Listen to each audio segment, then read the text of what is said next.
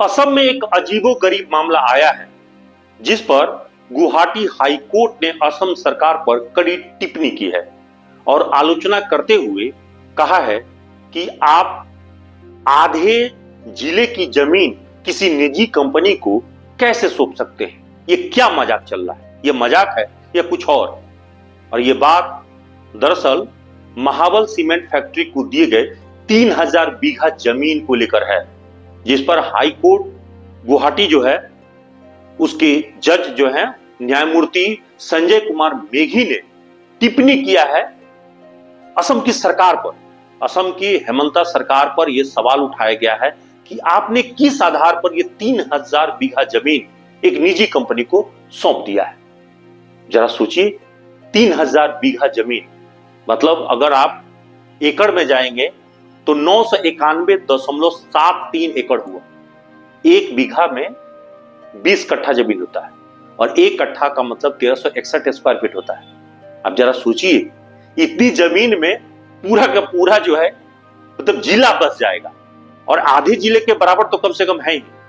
यानी जिस जगह पे असम के जिस जगह पे ये जमीन आवंटित किया गया है ये दीमा हसाओ इलाका है, ये दीमा हसाओ जिला है और उसी जगह पे ये जमीन आवंटित किया गया महाबल सीमेंट फैक्ट्री को। और इसी मामले पर 22 लोगों ने जनहित याचिका रीट फाइल किया था।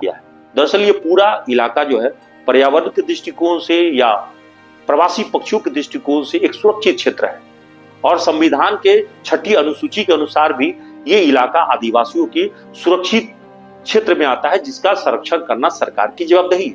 तो फिर इतने बड़े भूभाग को राज्य सरकार ने किसी निजी कंपनी को आवंटित कैसे कर दिया।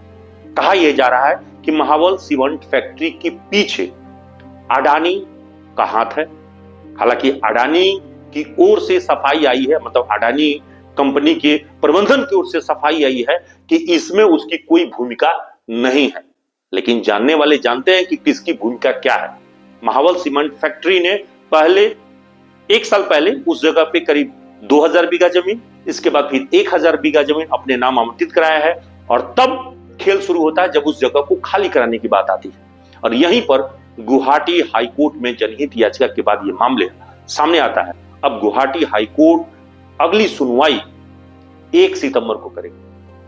अब सवाल सोचिए, कॉर्पोरेट घराना आदिवासियों को जमीन लूटने के लिए क्या से क्या कर सकती है।